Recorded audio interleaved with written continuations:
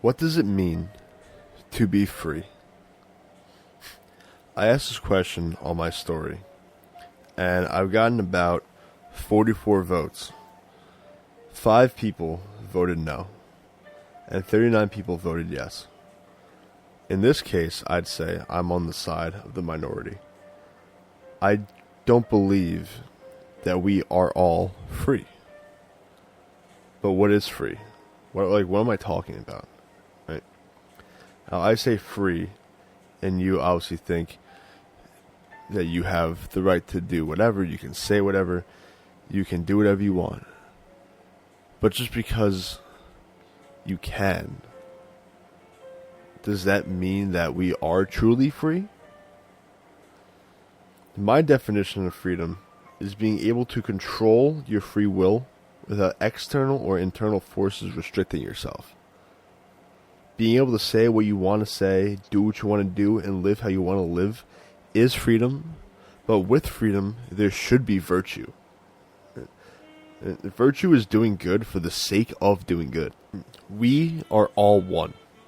We as in humans, society, the world, like everything, we're all one people. But not all of us are free, and not all of us are virtuous. And I'd argue that in this modern world with modern technology and how some people are controlled by things, I don't think anybody is truly free. Now, freedom externally and freedom internally are different things. Right? Here in America, we have freedom of speech, freedom of the press, freedom of religion. We have the ability externally to, how do I put this? To be free in what we choose to do. But internal freedom in your mind is something completely different that I feel that most people don't really talk about. So why are we not free? Why do I think that most people are not free? The first thing that you must ask yourself is, do I live the way that I want? If you answer no, then listen up, because I'm going to go deeper into this. But if you answered yes, you're wrong. That's what I think.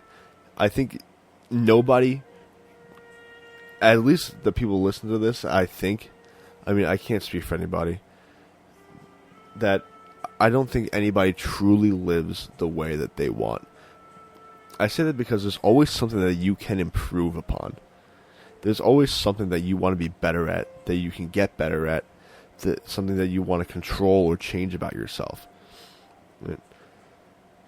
But if you truly look deep into yourself and you are 100% satisfied exactly with the way you live and truly believe that you need no improvement, then I guess I can't help you. And then if that's true, then I wish I could be you. Like, that's a great thing. If you truly look to yourself and you think that you don't need to change anything and you think that you live the way you want, that is the ultimate goal. And I will never discredit or disparage or disparage or put anybody down that thinks that way. But I do challenge you to be honest with yourself. So if you said no, this is the part I'm going to talk about. Perfect doesn't exist to me. There's something that could always be better. And when you look around your mind, I'm sure you'll find plenty of things that you want to be better. Right? Now, my point begins for the people that say no, and the people that continue to watch this video, this podcast, whatever form you are consuming it on. So there's external and internal pleasures. Not really pleasures for internal. There's external pleasures, and then there's internal emotions. But starting with external pleasures. These are the outside reasons that people are not free. So right now, there is something that controls you in the slightest way. Right? Do you waste your money gambling? Maybe not at a casino, but on sports. How many $10 bets have you thrown on a random touchdown or a random home run over and over again just because it's only $10. Think about all the money that you spent, that you've thrown away, that you don't even realize that you're doing. Obviously, here and there is not that big of a deal, but I want to go more into that. Do you drink too much? Are you in college right now? Are you unemployed, and do you keep having a few beers a night, but then over time, those beers and those drinks stack up over and over again? Do you smoke too much? Are you dependent on weed? I used to know people that would wake up and the first thing they would do before they even open their eyes, they would grab their cart and they would hit and they would get high. Do you scroll on your phone for too long? Doom scroll? How many hours you spend on your phone? I've spent 3, 4, 5, hell, even 6 hours at some points just doom scroll on my phone, and it's like a trap that you can't escape. But you would never consider that to not be freedom. Right? Like, you have the freedom to drink. You have the freedom to smoke and the freedom to go on FanDuel. You have the freedom to do whatever you want. But some things get to a point where they control you, and you are not free from those external pleasures. If you drink too much, you become an alcoholic. And now you're controlled by alcohol. And it may not be a government that controls you, it will be the alcohol. It may not be laws that control you, but it'll be the weed. And maybe you're not controlled entirely, but I think something that a lot of people don't realize nowadays is how addicted you are to your phone. I mean, me, myself, I'm just starting to break this habit. I never realized how addicted to my phone I was until I tried to put it down and not use it for a certain period of time. It's so like hard. I deleted Twitter because that app is fucking terrible, and I deleted TikTok. And now, like, I am bored, but it's a good boredom. Part of me wanted to make this podcast is because I've been reading a lot more and a lot more ancient philosophy. So this is where this is really coming from. Right? But my point is that there are external things that we like to do too much that have a hold on us in a way. Now, am I saying to never drink, never gamble, never scroll through social media again? Of course not. I mean, how could you? These things are part of experiencing and enjoying life. But we must do things in moderation. If you drink too much or spend too much money, you are being controlled by an external factor. You become a slave to those external pleasures. Because true freedom is being able to control yourself and being in control of your own free will. And if you don't control the free will of yourself, then it becomes the alcohol, or becomes the weed, or becomes Twitter, or Instagram. I mean, you might not realize, but you're controlled by an algorithm that feeds you what you want to see every day. So doing too much of one thing kills the thrill it once had. And this is where it starts to trick you. Because the first time you drink, you're like, oh my god, that was so fun. I got drunk. It was this new experience I never, felt before. Like, your head gets all fuzzy and you start smiling more and laughing more. But that stuff kills your dopamine levels. And I'm not going to go deep into dopamine levels. Right? But in turn, you keep doing more and more of that thing to search for that rush again. When in reality, you need to do less of it and come back in moderation. If you drink every day, you're going to try and drink more and more every day to feel that same rush that you had the first few times. But when you drink, I know I'm using drink as an example because it's the easiest one. Let's say if you smoke once in a blue moon, those times are so much better. I've stopped really drinking a lot. I didn't really drink too much, But I would go out to the bar almost every weekend, and now I've stopped, and the times that I do, I have a lot more fun. I have a lot more enjoyable times because I'm not drinking a lot to search for that thrill. But anyway, weaning yourself off of it is what you have to do. Then when you do those things, again, in moderation, it will be more enjoyable. I'm sure that there's something that you do right now that you know you should cut back on, but you're lacking the drive or the willpower or the motive to do so. Maybe you drink too much soda. Maybe you doom scroll instead of reading or meditating. Maybe you eat terribly. Whatever it is, there is something. And in my opinion, it's easier to stop these external habits than some of these internal ones, which I'll go into in a minute. But it doesn't have to just be smoking, drinking, gambling, right? It could be, like I said, drinking too much soda. Do you eat like shit? Do you maybe don't brush your teeth every morning? Do you have bad habits that can be broken? Because habits do control you. You can't stop doing something.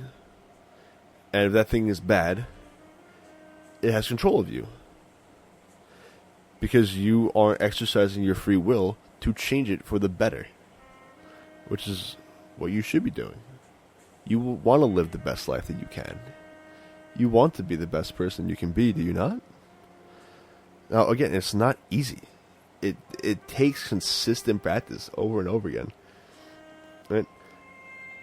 But I say that external things are easier because you can cut them off in a way. Like, if you doom scroll too much, there are apps that will lock other apps for you. Right? It'll lock Instagram, Twitter.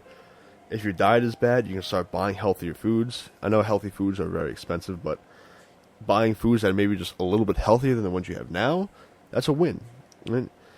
You are able to simply not surround yourself with external pleasures if you have the motive and the determination to do so. But internal habits are a bit harder to break. So, some internal problems. Anger, sadness, anxiety, the list goes on and on. Do you find yourself getting overly angry at little things? Or something that really isn't a big deal stresses you out too much or makes you sad? Lust, greed, gluttony, and many other things can internally control you. Everyone is controlled by an emotion or a state of mind internally. You know, every time I get in my car and someone is going at or below the speed limit, I turn anger into anger from inside out. The little red dude that blows up when he gets pissed off. That's me. That's what I picture myself. And I hate it. And I know it's not good. And I know it's not the best version of myself that I can be. And I know it's not virtuous. It's not good. Just for the sake of good. Right? Or when I'm stressed out about school, my job, or something bad just happened, I overthink it. I get super anxious about it. Which is normal. And a lot of people do. But in these moments, it's vital to be aware of your own emotions. And I've been trying to do this myself. And if you're not aware, you can't control it. And if you can't control it, it controls you. So being aware of your emotions is the first step. If you're angry, you have to pause, recognize that you're angry, and think. Almost zoom out. That's kind of how I like to say. In these extreme emotions, it's important to take a deep breath and to zoom out. What I mean by zoom out is you should look at the bigger picture. I don't know if you guys ever played Call of Duty, but there would be times where you could go into spectate mode and kind of zoom out on the map and look at everything from above, like God mode. That's kind of what you gotta do. You have to slow down, look at the bigger picture, zoom out. Why does it stress you? Why should it stress you out? And is the toll it's taking on you mentally in that moment worth it? I'd say probably not. I think of going back to driving, the guy that cuts you off in traffic. The guy that cut you off in traffic didn't harm you. Overall. Right? And he's already committed a bad act at that moment, which sustained his soul out of pure ignorance for the laws and the rules of the road. So why would you let someone else's ignorance flare your anger up when he's already paying his own price? His payback will come in due time, naturally. And to honk back or flip him off will just stain your soul, and you become just as bad as him. If he cuts you off and you flip him off, you guys are equally just as bad. But him cutting you off is disobeying the rules and the laws that everyone has set. So his soul is already stained. And he will get what is coming to him in due time, which is what I'm trying to say. That nature will take care of him. But if you flip him off or honk or fight back in anger, you make it just as bad for yourself. You can't control him cutting you off. And he's going to drive away and you're never going to see him again. So why get angry back when you can't control it? Why ruin your day and your mental well-being for something out of your own control that happened for a few seconds that merely inconvenienced you? You can only control what you can control. You can't control other people's actions like cutting you off, but you can control how you handle it. It takes a lot of practice, consistently and constantly, to eventually reach the point that you want to reach. Every day training your brain. Stop, pause, zoom out, breathe. What's the situation? Is it that bad? Probably not. Like, what problems does it really come? It's a minor inconvenience, whatever it is. So it's important to zoom out situations. We are rational creatures. That's what differs us from animals. We are human beings. We have a rationale.